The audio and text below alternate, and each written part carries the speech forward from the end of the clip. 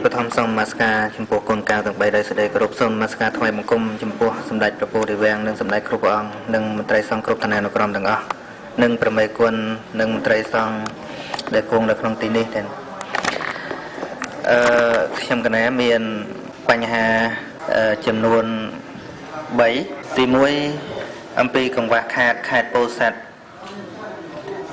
ត់បើនិយាយពីគុណសម្បត្តិក្នុងការចូលរួមនេះមន្ត្រីសង្ឃថ្នាក់ខេត្តគឺ0តែម្ដងមកប្រមាណអង្គដែលចុះវត្តមាននេះសិតតែអនុគុណអត់មានមន្ត្រីសង្ឃថ្នាក់ខេត្តមួយទេខ្ញុំកណាក៏មិនមែនមន្ត្រីសង្ឃដែរហើយដែលថាមិនបានមកចូលរួមនឹងមកពីមន្ត្រីសង្ឃថ្នាក់ខេត្តអ្នកធ្វើការអត់មានតែម្ដងព្រះមេគុណជារាធ្វើអត់កើតលេខាលោកមានពាក្យដែរអត់សំទោសប្រឡាត់សមុសឹកលេខាសឹកវិន័យធัวសកុតធម្មធัวអត់មានណាហើយការងារសពថ្ងៃមិនដឹងថាបើមានបញ្ហាអីមិនដឹងថាទៅប្រាប់អ្នកណាទេណាហើយប្រឡាត់និងមេគុណបើប្រឡាត់ធ្វើការមេគុណអត់គ្រប់គ្រងមេគុណធ្វើការប្រឡាត់អត់គ្រប់គ្រងអញ្ចឹងអត់មានអ្នកណាហ៊ានធ្វើការណាសូម្បីអនុគុណសិតតែអនុគុណគ្រាន់តែប្រើឈ្មោះអត់មានការតែងតាំងទេសិតតែប្រើចិត្តយកមកជួយសាសនាតែបណ្ដោះអនុគុណក្រុងអីហ្នឹងគ្រាន់តែហៅថាអនុគុណអញ្ចឹងប៉ុន្តែអត់មានការតែងតាំងអីទេធ្វើការច្រើនពេកត្រូវមាត់ទេអញ្ចឹងខ្ញុំបណ្ណាគ្រាន់តែលើកបញ្ហាប្រាប់ចំតែម្ដងថាតើយើងរៀបចំយ៉ាងណាដើម្បីឲ្យការងារនេះដើរលឿនបន្តិចពីព្រោះរយៈកាលកន្លងមកអត់មានការងារអីដែលអាចសម្រេចបានគួរជាទីពេញចិត្តទេខេត្តពោធិ៍សាត់ហើយអស់រយៈកាល2ឬ3ដងមកហើយដែលប្រសង់ថ្នាក់ក្រោមនឹងរៀបចំថាចង់ធ្វើលិខិតស្នាមបញ្ជូនមកលើដើម្បីសុំការតែងតាំងប៉ុន្តែរៀបចំទៅប្រមេគុណលោកថាយើងនាំគ្នាទៅដើមអំណាចលោកដូច្នេះរំសាយចោលវិញអស់តើគណៈសង្ឃមានវិធានការយ៉ាងណាចំពោះខេត្តពោធិ៍សាត់នេះគ្រាន់តែជាសំណួរហើយចំណុចមួយទៀតអំពីព្រះសារីរិកធាតុខ្ញុំមិនសូមមានយោបល់បន្តិចជាការល្អណាស់យើងរក្សាភាពស្ងៀមស្ងាត់យើងមិនចាំបាច់ទៅស្រែកដូចជាម្សិលមិញទេក៏ប៉ុន្តែបើយើងស្ងៀមស្ងាត់ពេកខ្ញុំកណាគិតថាមិនជាសូវល្អដែរហាក់ដូចជាអូងាប់មួយទាំងមូលយើងធ្វើមិនដឹងអញ្ចឹងយើងគិតមិនយើងមិនគិតទេប៉ុន្តែយើងអត់បានបង្ហាញមតិជាតិអន្តរជាតិថាប្រជាជនស្រុកខ្មែរនឹងមានការសោកស្ដាយយ៉ាងម៉េចចំពោះការបាត់បង់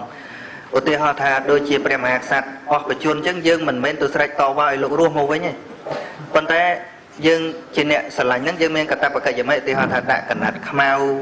ឬក៏របៀបកាន់ទុកយ៉ាងម៉េចថាយើងសឹកគោរពស្រឡាញ់ចំពោះវត្ថុជាទីគោរពដែលវាបាត់បង់ទៅនេះណាបើយើងមិនអាចជួបជុំត្រង់ណាមួយតាមវត្តតាមអីគឺយើងមានព័ត៌មានថាតើក្នុងនាមពុទ្ធបរិស័ទហ្នឹងសម្ដែងការសោកស្ដាយចំពោះការបាត់ហ្នឹងយ៉ាងម៉េចណាខ្ញុំមិនដែរគ្រាន់តែលើកប៉ុណ្ណឹងបើសិនជាយើងស្ងៀមពេកខ្ញុំមិនមែនជាថ្នាក់ដឹកនាំទេប៉ុន្តែបើខ្ញុំទៅប្រទេសគេខ្ញុំនៅតែមានអារម្មណ៍មួយខ្មាស់គេណាខ្មាស់គេត្រង់ថាមើលអូបាត់មួយទាំងមូលយើងនៅស្ងៀមទាំងអស់គ្នាខ្ញុំគ្រាន់តែលើកឡើងប៉ុណ្ណឹងមិនមែនជាសំណុំពរគ្រាន់តែឆ្ងល់មិនមែនទៅលើកឡើងពេលនេះថ្ងៃមុនក៏ខ្ញុំទេសួរអេដាមរដ្ឋមន្ត្រីក្រសួងធម្មការដែរសួរថាតើយើងមានការបង្ហាញអំពីទឹកចិត្តរបស់យើងថាយើងសោកស្ដាយនឹងដោយវិធីណាមិនប៉ះពាល់ដល់នយោបាយហើយយើងគ្រាន់តែបង្ហាញអំពីការយកចិត្តទុកដាក់រឿងឃើញវិញឬមិនឃើញវិញជារឿងមួយដោយឡែកប៉ុន្តែខ្ញុំកណាគ្រាន់តែលើកសំណួរជាបន្តទៅទៀតឧទាហរណ៍ថាក្នុងករណីដែលយើងរកអត់ឃើញតើព្រះសក្យមុនីចេតិយនេះតើយើងអាចរក្សាតម្លៃរបស់ព្រះចេតិយនឹងគួរជាទីគោរពបានដោយវិធីណាឧទាហរណ៍ថាយើងត្រូវស្វែងរកព្រះសារីរិកធាតុឯណាមកទៀតឬក៏យើងអាចទៅសុំរបស់ជាសពនិមិត្តដូចជានៅភូមាមានបច្ចេកដីមួយគេមិនមានព្រះសារីរិកធាតុទេប៉ុន្តែគេធ្វើជាសពនិមិត្តហើយគេប្រាប់ថានឹងជាសពនិមិត្តតំណាងព្រះចង្គមកែវនៅតែប្រជាជនគេទៅគោរពបូជាដដែលធ្វើម៉េចខ្ញុំមិនណាគិតថារឿងឃើញវិញមិនឃើញវិញវានៅក្នុងរឿងស្មានដូចគ្នាបើឃើញវិញជាការល្អក៏ប៉ុន្តែក្នុងករណីអត់ឃើញតែយើងចោលបច្ចេកដីហ្នឹងឬក៏យើងមានអ្វីដើម្បីរក្សានៅគុណតម្លៃរបស់ចេតិយហ្នឹងឲ្យ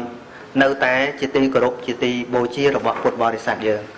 នៅតែជាទីគោរពបូជាអញ្ចឹងព្រោះនេះរឿងសំខាន់ណាស់មានប្រវត្តិ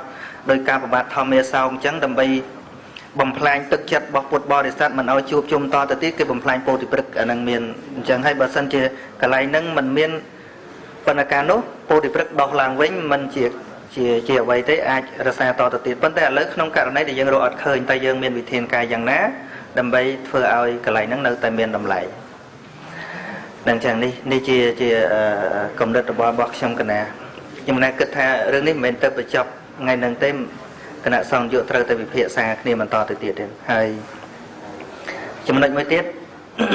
ខ្ញុំគិតថាដើម្បីរក្សានៅ